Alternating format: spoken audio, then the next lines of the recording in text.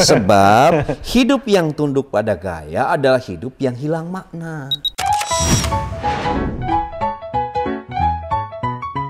Dosen gede, materinya mantap. Belajar pun makin cepat tangkap. Kampus fleksibel, waktunya pas. Kuliah seru ya di Kulkas. Diskusi seru, ilmunya asik. Belajar cepat, masa depan jamin. Kulkas, seru kajiannya, seri sajiannya. Oh yeah.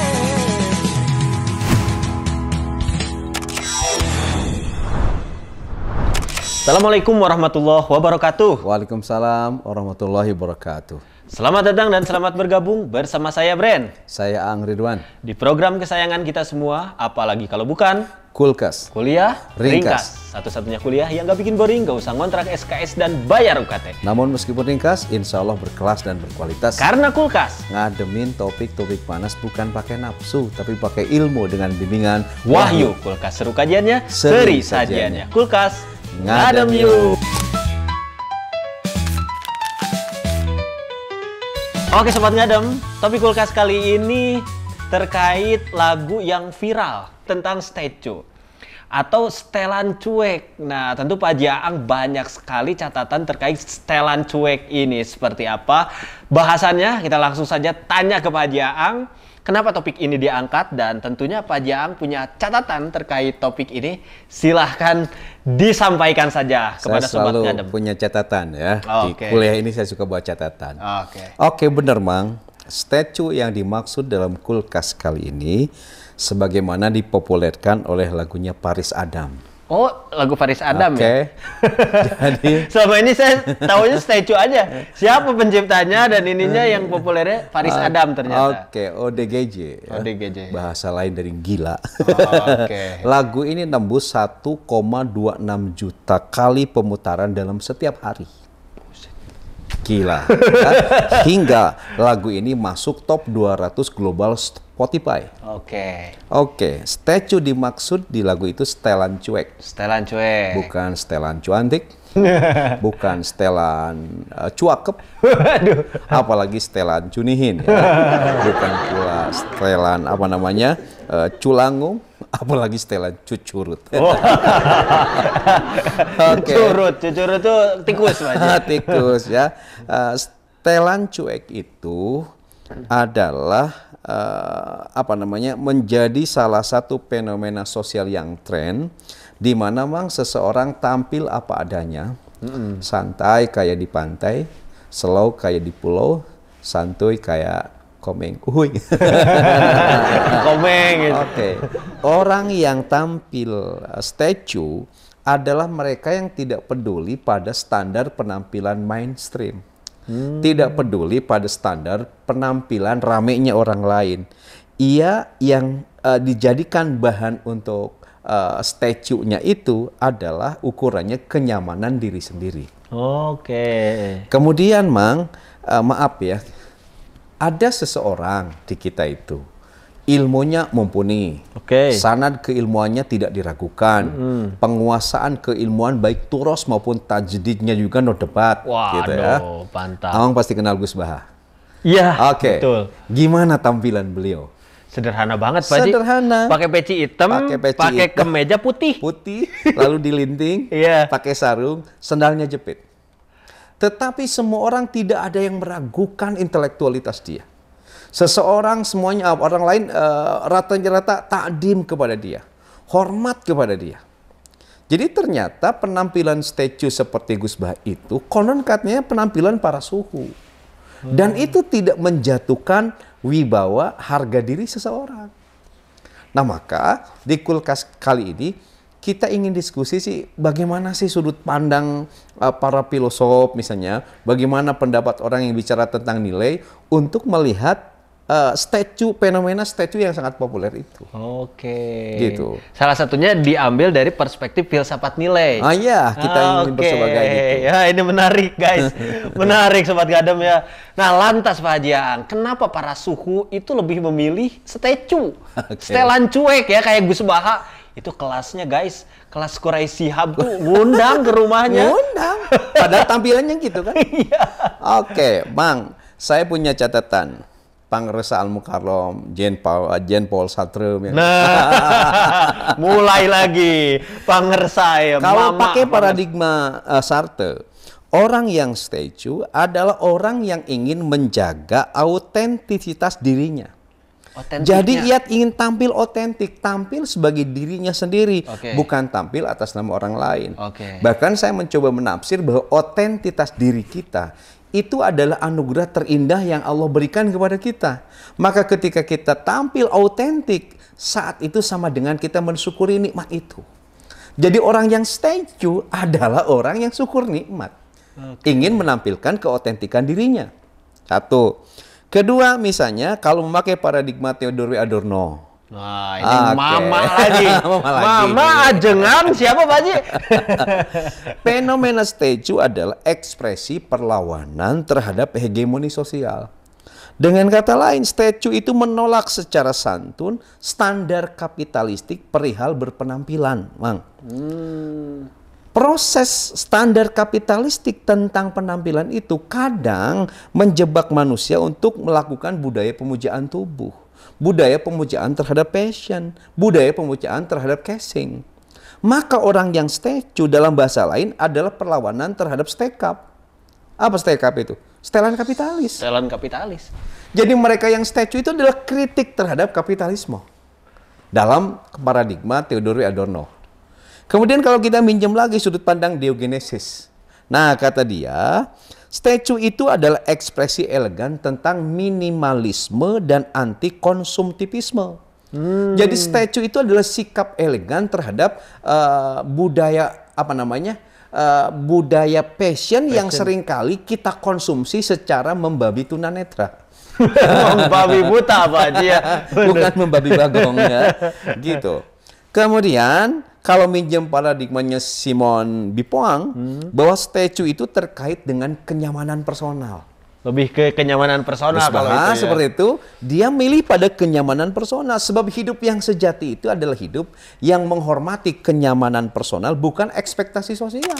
Seru kajiannya, seri sajiannya. Seru kajiannya, seri sajiannya. Orang yang pingin gaya, pingin tampil keren, itu dia ingin memenuhi hajat ekspektasi sosial. Sementara tidak ada kenyamanan personal. Jadi memang statue itu dalam sudut pandang para tokoh, itu adalah bagian dari menonjolkan otentitas diri. Yang kedua, statue itu bagian perlawanan terhadap setelan kapitalis. Yang ketiga, statue itu adalah bagian dari anti konsumtivisme terhadap busana. Kemudian yang keempat, statue itu juga bagian dari kenyamanan personal. Gitu. 4 poin menurut para pakar Pak Jaang ya. Dari mulai tadi menampilkan otentisitas, kemudian juga pembangkangan ya, penolakan dan lain sebagainya. Sekarang Pak Jaang nih, apakah para filsuf juga berbicara tentang statue ini atau justru berpenampilan statue ini? Ini pasti nih banyak nih. Mang, begini kan, filsafat itu kan pandangan hidup. Jadi segala sesuatu yang terkait dengan hidup pasti dikaji oleh para filosof. Betul. Meskipun itu hanya paradigmanya. Misalnya pertama saya kutip Diogenesis lagi. Ya, seorang filosof Sinope. Sorry itu dia itu disebut sebagai filosof anjing. Kenapa? Sebab dia selalu kritis. Dia selalu nyinyir terhadap kemapanan. Diogenesis pernah berkata begini, manusia itu harus sederhana. Dan dalam hal penampilan tidak perlu mengikuti norma apalagi gaya. Sebab hidup yang tunduk pada gaya adalah hidup yang hilang makna. Kita tidak bermakna hidup ini kalau kita ngejar-ngejar gaya. Keren ya. Kenapa? Sebab tidak ada terminalnya gaya itu. Satu. Yang kedua, Kierkegaard. Dia pernah berkata begini, penampilan adalah pilihan eksistensial, bukan pilihan esensial. Jadi penampilan kita itu hanya pilihan eksistensi, bukan pilihan esensial. Karena itu, bahwa penampilan itu bukan wujud dari kebenaran objektif. Oke. Karena penampilan bukan wujud dari kebenaran objektif, ngapain riuh-riuh kita dalam hal penampilan? Apalagi kudu nganjuk ke hutang, minjem ke Bank Emok, minjem ke Kosipa, minjem ke Bank Mekar, minjem ke rentenir, hanya demi berpenampilan kita seperti ramenya orang lain. Yang tidak menunjukkan otentisitas kita dan kebenaran tadi Pak Haji. Tidak menunjukkan hal yang esensi, hanya eksistensi saja kata Kierkegaard. Nah, yang ketiga, Nietzsche, pengersal Mukarramnya. Nah, Nietzsche lagi. Dia pernah menyodorkan konsep tentang herd morality. Herd morality itu kan moralitas kawanan. Jadi menurut Nietzsche, sistem nilai seringkali didasarkan pada kesepakatan dan konformitas sosial, bukan pada kekuatan individual. Jadi penampilan dalam berpakaian itu moralitas kawanan. Herd morality, moralitas ramenya, bukan hal yang otentik dari diri kita. Maka kata Nietzsche bahwa pada saat kita itu sedang statue, sekali lagi saat itu kita sedang menunjukkan keotentikan siapa diri kita. Nggak perlu malu, nggak perlu merasa rendah diri. Dan terasing Pak Haji. Terasing, teralienasi, nggak perlu. Karena itu penampilan tuh herd morality, ngikuti ramenya orang lain. Oke. Kemudian yang keempat, Foucault misalnya pernah berkata, penampilan sebagai bahan atau sebagai bagian dari kontrol sosial. Jadi maksudnya gini, pada saat kita berpenampilan, kita itu dipaksa untuk tunduk kepada kontrol sosial, kontrol orang lain. Padahal sesungguhnya yang berhak ngontrol diri kita itu adalah diri kita, bukan orang lain. Jadi udah ada sistem yang mengglobal mungkin Pak Haji ya, yang mengontrol itu, tapi yang mengatur justru harusnya kita. Diri kita. Jadi penampilan itu kata Foucault adalah tekanan sosial dari orang lain menekan kepada kita bahwa yang namanya seorang orang kaya harus gini loh penampilannya. Yang namanya selebritis harus gini loh penampilannya. Itu kan yang ngontrol orang lain, bukan diri kita sendiri. Iya. Jadi gitu kata para filosof. Iya. Jadi pertama bahwa statue itu adalah bagian dari kesederhanaan. Yang kedua, statue itu bagian dari pilihan substansial. Kemudian statue itu juga bagian dari otentitas diri kita. Berikutnya, statue juga bagian dari kebebasan, di mana kita jangan mau dikerangkeng oleh tekanan sosial gitu. Makanya slow aja dalam berpenampilan Pak Haji. Slow aja. Oke. Gitu. Nah, sekarang kalau seperti itu Pak Haji, nilai gunanya, manfaatnya dari statue ini kan barusan sudah diterangkan ya terkait itunya. Oke, ada nggak manfaat dari statue itu kira-kira gitu? Saya pakai sudut pandang filsafat nilai lagi. Dalam madhab Stoa atau Stoik yang lagi populer hari ini, sebut saja saya suka Epictetus. Oke. Statue itu memberi kebebasan bagi siapapun tadi dari tekanan sosial. Bahwa penampilan sebut saja dalam berpakaian itu lazimnya jadi tekanan sosial. Misalnya, maknya bus foto but, bajunya butut. Nah, kan tekanan sosial, benar nggak? Tekanan sosial. Oke, gitu. Maknya dosen pakainya itu keren. Waduh. Itu kan tekanan sosial, benar nggak? Iya, benar. Masa direktur pakaiannya nggak teratur? Iya. Jadi kita dalam berpenampilan seringkali diatur oleh tekanan sosial. Tekanan sosial tertentu. Kemudian yang kedua, mereka yang statue, kata idealisme Plato itu kan idealis, adalah orang yang fokus pada esensi bukan pada ilusi. Waduh, benar nggak? Ini lebih dalam nih Plato nih. Orang yang statue setelan cuek itu dia hidupnya fokus pada esensi, bukan pada ilusi, bukan pada bayang-bayang, ya. Nah, ini menjadi sangat penting di tengah iklim hidup hari ini bahwa keaslian itu menjadi sesuatu yang langka, sementara kepalsuan dipajang di mana-mana. Waduh, benar nggak? Kita sekarang suka memajang yang palsu dari diri kita itu. Memajang yang palsu. Oke, ketiga dalam catatan saya Heidegger. Nah, Heidegger ya, ini favoritnya Mang Bren. Hermeneutik. Oke, hermeneutik ya. Kata Heidegger gitu bahwa statue itu akan semakin mampu menguatkan otentitas diri kita. Dia akan menjadi diri yang otentik, bukan diri yang identik. Oke. Sementara kita kan sekarang pinginnya selalu identik dengan orang tertentu. Padahal yang keren itu adalah otentik. Statue itu adalah otentik. Ya. Kan sekarang mak begitu ramai gini kan, pola bibir mak pingin identik dengan bibirnya Leo Draginting. Bener nggak? Senyumnya pingin identik dengan senyum Maudy Ayunda. Waduh. Mama sekarang alisnya pingin identik dengan alisnya Bulan Sutena. Waduh. Benar nggak? Banyak tahu Bulan Sutena, mantap. Kan mama pingin identik seperti itu. Identik dengan orang Pingin lain. dengan orang lain. Pakai mukena, pingin mukena yang identik dengan mukena Syahrini. Waduh. Pingin sajadah yang identik dengan sajadah siapa? Dokter siapa? Tulullah Kamal atau siapa? Iya betul. Kan masing-masing punya seperti itu. Pingin identik. Sehingga karena pingin identik dengan orang yang paling cantik, ada yang sulam alis. Makanya lebaran kemarin kan populer Pak Haji. Ayo gamis Sabian. Karena ingin identik dengan Identik ya Pak Haji. Oke, keempat Mang, dalam teori kritis Theodor W. Adorno, mereka yang statue akan terbebas dari dominasi budaya konsumsi. Jadi ketika ada dominasi tersebut Pak Haji bakal terbebas ya? Iya, terbebas dari, kan gini, kalau misalnya kemarin harus pakai mukenanya Sabian, Iya. orang kan nganyuk ngahutang supaya bisa beli mukena kayak gitu. Iya, apa namanya? Kredit. Mending kalau bukan ke Bang Emok.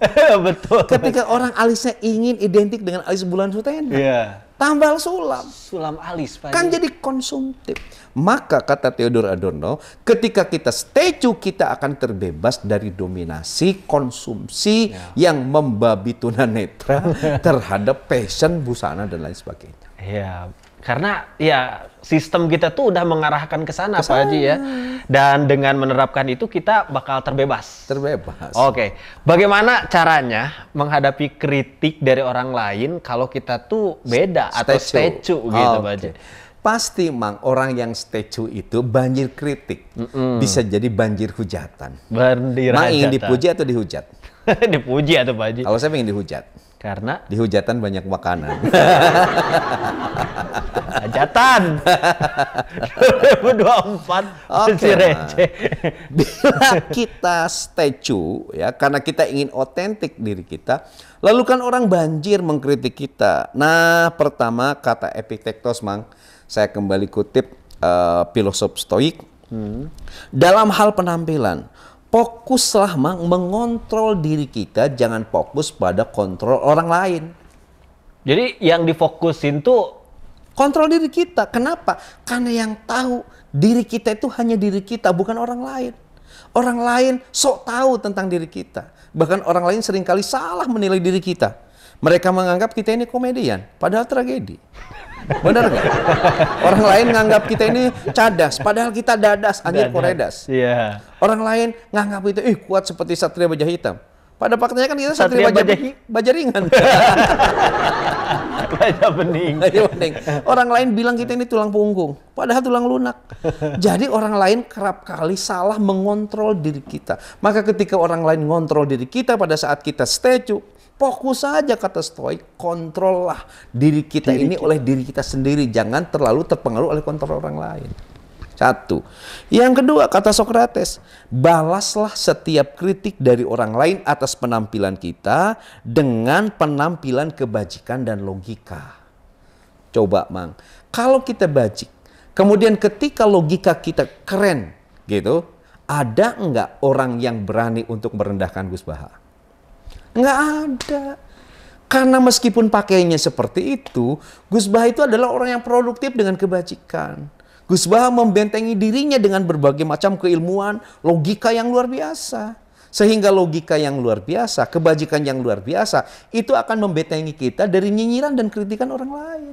Jadi balas setiap nyinyiran kritikan itu dengan apa? Dengan kebajikan dan penataan logika. Dengan penataan. Benar nggak? Betul. Nggak ada yang berani guru besar kita yang tampilan cuek. Nggak ada, karena dia punya kebajikan dan logika. Ya makanya ada bahasa yang mengatakan gini, cuman beliau yang bisa berpakaian seperti itu. Benar nggak? Iya benar Pak Haji. Seru kajiannya, seri sajiannya. Seru kajiannya, seri sajiannya. Oke, ketiga kata Nietzsche, abaikan kalau ada yang mengkritik. Itu suara kawanan, herd morality tadi. Maka jadilah kata Nietzsche itu Ubermensch. Ubermensch itu apa? Manusia unggul. Apa manusia unggul tuh? Sosok manusia yang telah melampaui batas baik buruk itu berdasarkan penampilan. Oke. Tapi kita melampauinya batas baik buruk itu pertama pada kreativitas, yang kedua pada otentitas, ketiga pada nilai. Oke. Jadi janganlah kita mengukur diri kita dari standar penampilan kita. Ukurlah keberadaan diri kita itu dari apa? Satu, kreativitas. Dua, otentisitas. Kemudian ketiga, new value, nilai-nilai yang hadir dari diri kita. Benar nggak? Jadi Ya kalau kita menilai- misalnya masih peka pada kritikan orang lain, pakaian kita harus begini, harus begitu, kita masih dalam herd morality. Ya. Bukan menjadi Ubermensch, kata Nietzsche, bukan jadi manusia unggul. Ya. Manusia di mana baik buruknya bukan diukur dari penampilan. Oke. Kemudian yang keempat, Foucault misalnya sadari bahwa kritik dari orang lain itu, itu seringkali hanyalah cermin kuasa, bukan cermin yang objektif. Ya gini, misalnya kenapa Rian mengkritik saya? Karena Rian merasa kuasa pada diri kita. Dan itu bukan sesuatu yang objektif. Jadi kalau kita statue dinyinyir oleh orang lain sebagai ini dan itu, slow saja. Karena itu cermin dari kuasa dia, bukan cermin dari kebenaran tentang diri kita. Oke, jadi kembali lagi kepada diri kita, Pak Jang. Oke, sip. Pak Jang, nah sekarang tipsnya untuk menjaga penampilan ketika penampilan kita statue gitu ya. Seperti apa tipsnya, Pak Jang? Oke, tips ini saya kira penting supaya kita tidak terjebak pada penilaian orang lain. Statue itu disebut soliter, individualistik. Nah, itu Pak Haji kan, itu yang jadi pertanyaan saya. Pertama, supaya tidak seperti itu. Ada tawaran konsep dari Aristoteles yang disebut dengan golden mean. Golden mean itu apa artinya? Bahwa dalam hal penampilan, kita itu tidak ada di ekstrim kanan, tidak ada di ekstrim kiri, tapi di tengah golden mean itu. Oh, Aristo yang bilang gitu? Aristo yang bilang teori tentang golden mean itu. Jadi dalam hal penampilan, mewah ting entong gitu, kira-kira kayak gitu. Ketinggalan juga jangan. Golden mean di tengah-tengah. Padahal itu filosofi orang Sunda, Pak Haji ya. Sama berarti sama kayak Aristo. Ya kearifan lokal, kearifan semesta relatif sama semuanya. Siger tengah katanya ya, Pak Haji. Gitu. Ya. Kedua, di etika stoik, penampilan rapi itu perlu, tapi tujuannya demi harmoni, bukan demi apresiasi. Benar nggak? Kita itu tampil rapi karena ingin diapresiasi, bukan demi harmoni. Penting penampilan itu rapi tujuannya untuk harmoni, bukan untuk apresiasi. Kan masa orang lain pakai sarung, kita pakai karung. Benar nggak? Ya kali, Pak Haji. Masa orang lain pakai skincare, kita pakai press care. Orang lain pakai kacamata, kita pakai kaca pembesar. Kan itu tidak harmoni. Sajiku. Yang ketiga ada etika Konfusius. Penampilan itu yang rapi itu diperlukan untuk apa? Untuk penghormatan pada momentum. Oke. Jadi dalam hal penampilan ya, perlu rapi itu untuk apa? Menghormati momentum dan tentu orang lain. Gitu kan, tidak indah ke momentum pesta kita pakai baju bela sungkawa. Itu sopan, maknya kita ibadah pakai pakaian berdebah gitu ya. Sholat pakai baju renang, renang pakai baju sholat misalnya kan. Sholat pakai baju partai Mahfud MD. Mahfud MD aja iya dia Ganjar Pranowo. Sok ayam untuk itu. Ya Pak Haji. Oh jadi gitu Pak Jang ya. Oke, nah sekarang Pak Jang nih. Kalau tadi sudah dibahas bagaimana pendapat Aristo, Heidegger, dan Nietzsche dan lain sebagainya. Nah sekarang pandangan para ulama terkait penampilan statue ini seperti apa Pak Haji? Oke, statue atau setelan cuek itu menjadi ekspresi kebebasan, kritik sosial, dan jalan menuju autentisitas. Para filosof mengajarkan bahwa penampilan adalah pilihan etis dan sosial. Pahami, penampilan, pilihan etis dan pilihan sosial, bukan kewajiban moral universal penampilan itu. Meski demikian mereka sepakat statue itu tidak berarti sembarangan, ada nilai-nilai etis yang tetap harus dijaga di statue itu. Menurut para ulama, sebut saja siapa, Al-Ghazali, Ibnu Qudamah misalnya. Saya suka juga mendengarkan ceramah Yusuf Qaradawi. Menurut para ulama masyhur ini, gitu ya, dalam hal berpakaian Islam itu tidak menuntut kemewahan, tapi Islam juga tidak respek pada penampilan yang serampangan. Benar nggak? Jangan disalah artikan berarti Pak Haji ya. Jadi Islam sekali lagi tidak menuntut kita berpenampilan penuh dengan kemewahan, tapi kurang respek pada mereka yang serampangan, apalagi sembarangan. Sebab tampil statue atau sederhana itu bukan berarti asal-asalan. Bukan berarti asal-asalan. Oke, pahami. Nah, karena itu para ulama dalam hal statue tetap harus hati-hati, sebab statue itu bisa menjebak kita gurur. Gurur itu apa? Merasa paling otentik.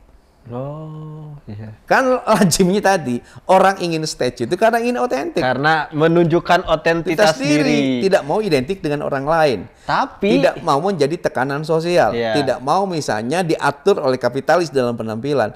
Tetapi merasa diri paling otentik itu bahaya. itu juga dalam Islam. salah ya Pak Haji. Itu juga salah. Jadi statue itu jangan sampai menjebak kita merasa paling otentik, merasa diri kita ini paling orsinil, tetapi juga tidak berarti harus serampangan, tidak berarti juga kita harus mewah dan lain sebagainya.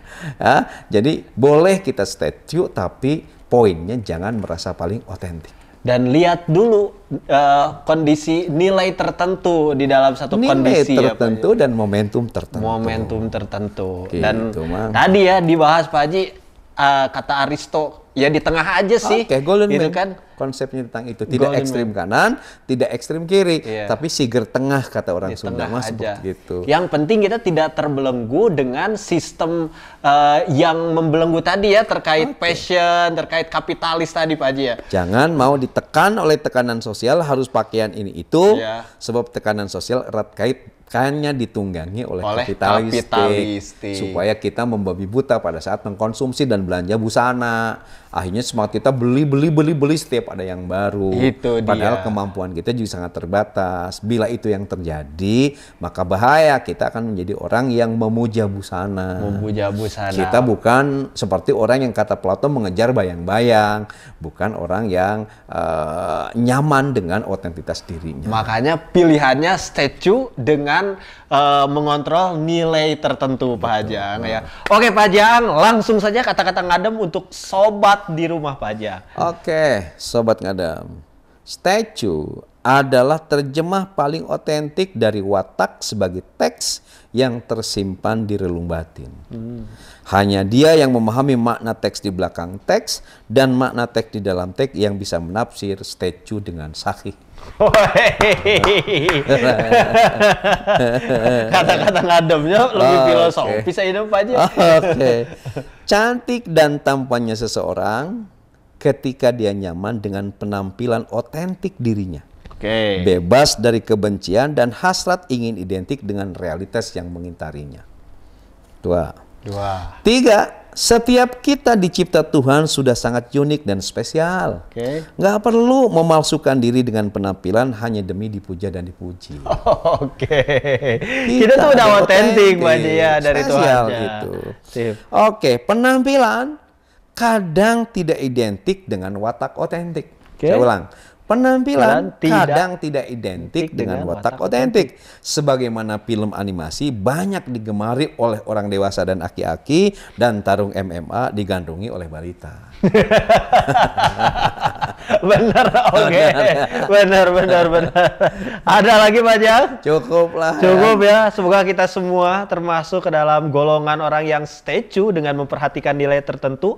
Yang pasti kita terbebas dari belenggu kapitalis yang mengontrol kita supaya berpakaian tertentu gitu.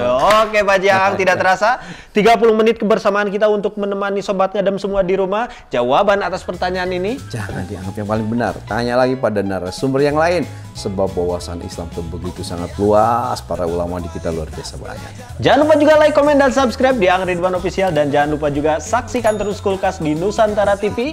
Saya Pren Cianjur undur diri. Sang Ridwan juga undur diri. Tetap di program kesayangan kita semua. Apalagi kalau bukan Kulkas. Kuliah Ringkas. Satu-satunya kuliah yang gak bikin boring. Gak usah ngontrak SKS dan bayar UKT. Namun meskipun ringkas, insya Allah berkelas dan berkualitas. Karena Kulkas Hadapin topik-topik panas bukan pakai nafsu, tapi pakai ilmu dengan bimbingan Wahyu. Kulkas seru kajiannya, Seri seri sajiannya. sajiannya. Kulkas Ngadem yuk. Assalamualaikum warahmatullahi wabarakatuh. Waalaikumsalam warahmatullahi wabarakatuh.